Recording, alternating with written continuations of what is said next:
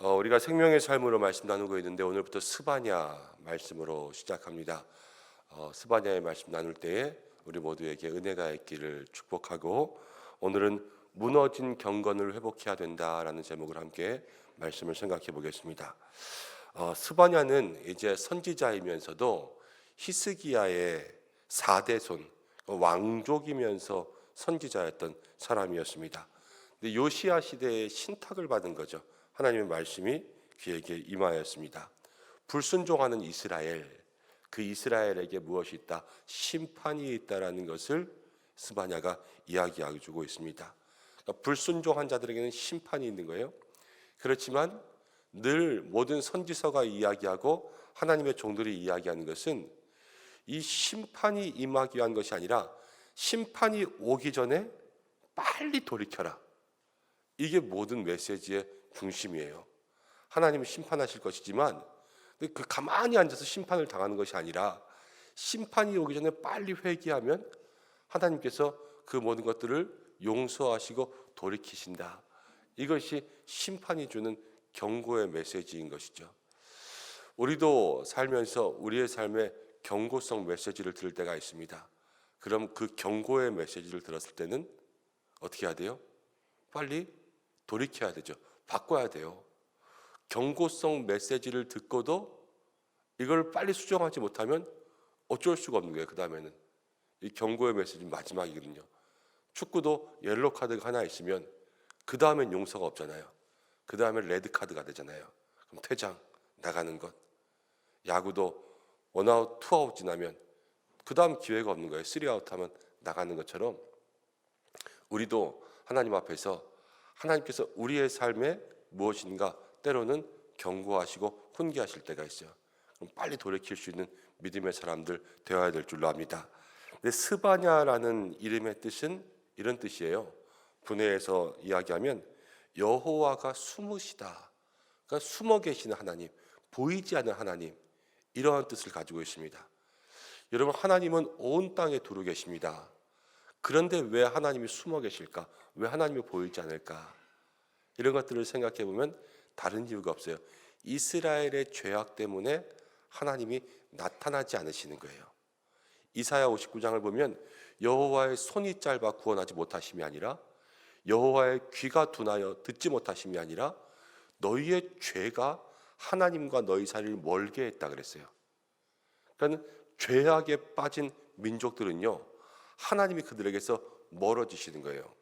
어제도 우리 말씀 가운데 나누었죠. 바리새인들이 예수님을 믿지 못하니까 예수님이 숨어서 나가셨잖아요. 예수님이 떠나가시는 것처럼 죄악 가운데 있는 사람들에게는 하나님이 그들에게서 멀어지십니다. 우리가 날마다 죄에서 돌이켜야 된다, 회개해야 된다, 이게 그냥 듣고 흘릴 말이 아니라 정말로 우리가 돌이켜야 될 말씀이에요. 죄가 우리의 삶 속에 해결되지 않으면 하나님이 떠나가신다니까요. 그래서 이 심판의 말씀을 들으면서 우리의 마음속에 생각해야 될 것은, 이 경고의 말씀 속에 우리가 빨리 돌이키자. 그리고 우리 안에 있는 죄의 모습들을 해결하지 않으면 하나님이 우리에게서 떠나신다.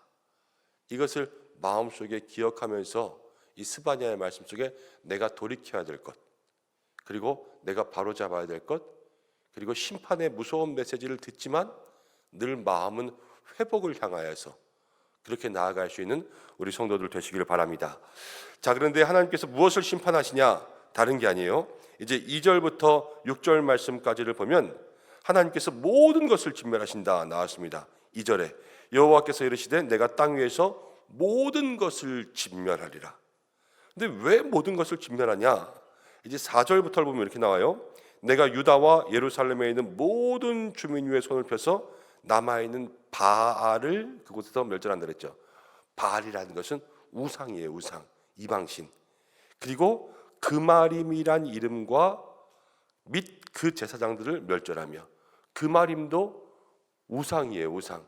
그리고 우상을 섬기는 제사장들을 멸절하며, 5절에도 그래요. 하늘의 무별에게 경배하는 자들, 그렇죠?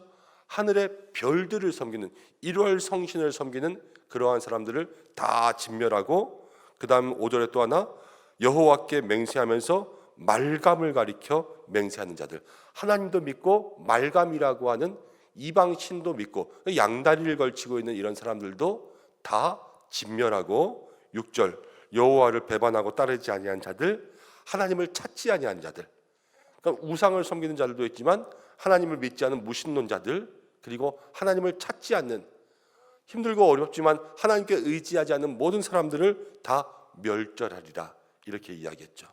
여러분 심판의 대상과 멸절의 대상이 무엇이냐면 하나님을 따르지 않고 모든 우상과 이방신들을 섬기는 그 사람들을 하나님은 다 멸절한다 말씀하십니다.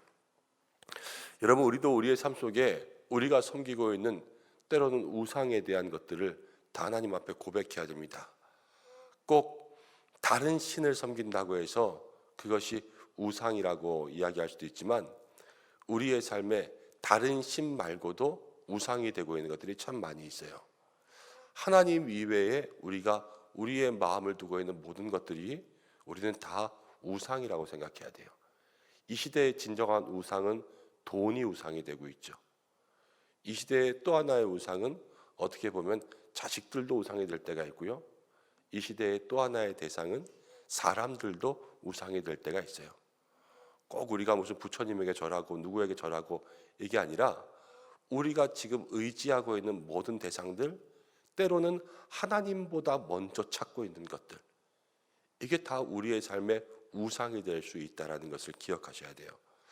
오늘 이 새벽에 내가 무엇을 찾고 무엇을 의지하고 내가 하나님께 기도하면서도 정말 그 바쁘고 힘들 때마다 내가 하나님보다 더 많이 생각나는 것들이 있었다면, 아니면 하나님보다 더 간절히 원하는 것이 있었다면 그것들을 주님 앞에 고백하고 회개할 수 있는 믿음의 사람들 되시기를 바랍니다. 그리고 우상을 섬기고 또 이방신들을 섬기는 이 사람들은 심판의 때가 있지 않습니까? 사람은요 책임져야 될 날이 와요. 자기의 행동에 대해서 마지막 때에 심판이 있는 것처럼 우리의 삶에 하나님 앞에 우리가 한 행동을 책임져야 될 때가 있어요. 여러분 그날에 우리의 삶이 하나님 앞에서 그 모든 일 속에서 온전하게 하나님의 심판을 감당할 수 있도록 살아가야 되는 거죠. 그런 믿음의 감당, 또 그런 믿음의 기도가 있기를 바랍니다. 7절 말씀 가운데 보면 이런 말이 나와요.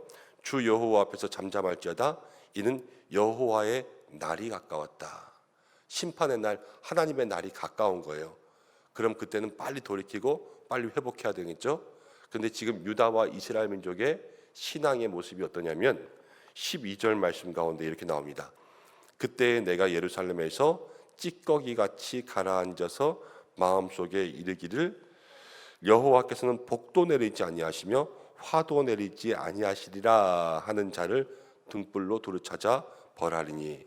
예루살렘에 있는 사람들이 지금 이렇게 이야기하는 거예요.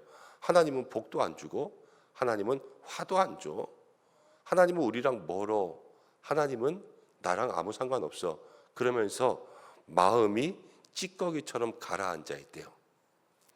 여러분 음료수 같은 거, 뭐 오렌지 주스 이런 거 하나 사면 가끔가다 이 주스 밑에 이렇게 가루 같은 것들, 거기에 조금 더 진한 것들이 밑에 쭉 가라앉아 있는 것들 있죠.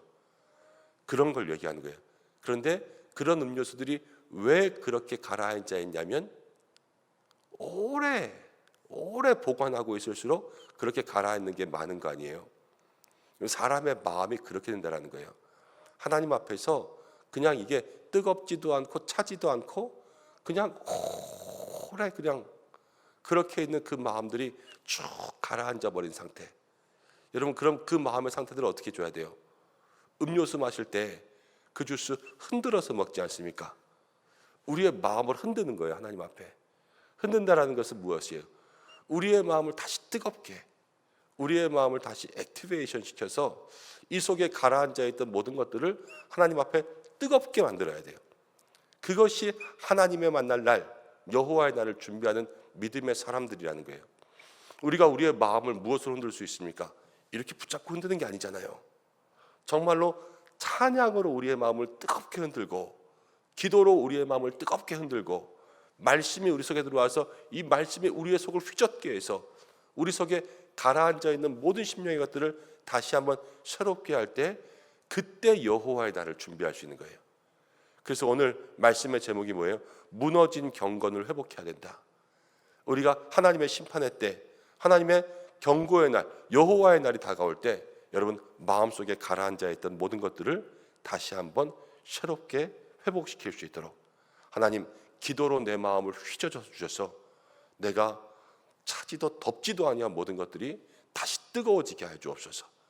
내가 찬양으로 나의 심령이 뜨거워지게 인도해 주시고 말씀을 들을 때마다 누가복음에 보면 엠마오로 가는 제자들 예수님이 말씀을 듣게 하실 때 심령이 뜨거워졌다 그러지 않습니까? 그렇게 말씀을 들을 때마다 심령이 뜨거워져서 내가 나에게 찾아오시는 여호와의 날 그때에 뜨거운 가슴으로 신랑 되신 예수님을 맞이할 수 있는 그러한 믿음의 사람들 되게 해달라고 오늘 그렇게 기도하고 우리의 마음을 새롭게 할 수 있는 믿음의 성도들 되시기를 바랍니다. 그런 한날의 은혜가 있기를 간절히 축복합니다. 기도하겠습니다. 고마우신 아버지 하나님, 오늘도 무너진 심령 가지고 주님 앞에 나왔습니다. 하나님, 차지도 덥지도 아니하였던 우리들의 신앙이었다면 오늘 말씀을 통하여서 하나님 다시 한번 우리의 마음을 점검하고 무너진 우리의 삶의 경건을 회복하고 여호와의 날, 심판의 날, 진노의 날 하나님께서 우리의 모든 일들을 책임지게 하시는 그날이 있음을 다시 한번 생각하며 하나님 우리가 멀어진 마음들을 추스려 주님 앞에 나아갈 수 있도록 인도하여 주시고 내 마음에 하나님보다 더 찾았던 모든 우상의 것들을 내려놓고 내 마음에 다 가라앉아버린 찌꺼기와 같은 마음들을 다시 한번 흔들어 섞어서 주님 앞에 가지고 나아갈 수 있도록 인도하여 주옵소서. 찬양으로 우리의 심령을 흔들고 기도로 우리의 심령을 휘저으며 말씀을 들을 때에 다시 한번 우리의 가슴이 뜨거워지게 인도하여 주셔서 하나님을 향한 청년 같은 사랑, 열렬한 사랑, 그 뜨거운 사랑을 가지고 나아갈 수 있도록 인도하여 주시옵소서. 이 한 주간의 삶도 우리 성도들을 붙들어 주시기 간절히 소망합니다. 하나님 추워지는 날씨 속에서 감기에 걸리고 또 힘들고 어려운 성도들 많이 있는데 아픈 모든 것 속에 주께서 회복과 치유의 은혜 더하여 주시고 이 연말 또 월말에 또 일터의 모든 것들 주께서 책임져 주셔서 하나님 물질적으로 막아야 될 것들, 메꿔야 될 것들 잘 메꿀 수 있도록 도와주시고 결제할 것들, 미수된 것들 주께서 다 챙겨 주시옵소서. 특별히 자녀들 기억하여 주셔서 학업과 입시 가운데 함께 하시고 군대로, 유학으로 또 하나님 임신과 또 취업, 출산, 결혼 모든 일들을 위해서 기도하는 자녀들 하나님께서 반드시 응답하실 줄로 믿습니다. 주여 그들의 인생을 주관하여 주시고 또 교회에 하나님 이 모양 저 모양으로 필요한 일꾼들 세우며 나아갈 때에 하나님 그곳 가운데 기름 부으사 하나님 모든 자들을 기다리고 계시는 줄로 압니다. 우리의 마음속에 하나님을 향한 자원하는 믿음의 귀한 열심 도와주셔서 모든 성도들 각자의 자리에 주님 섬길 수 있는 은혜가 있게 도와주시고 나라와 민족을 붙들어 주시고 언열방 가운데 모든 선교사님들 가운데 함께하여 주시옵소서. 오늘도 간구하는 모든 입술 가운데 성령의 기름 부으심 부어주시고 기도 가운데 응답하시기를 간절히 소망하며 예수님의 귀하신 이름으로 기도드립니다. 아멘.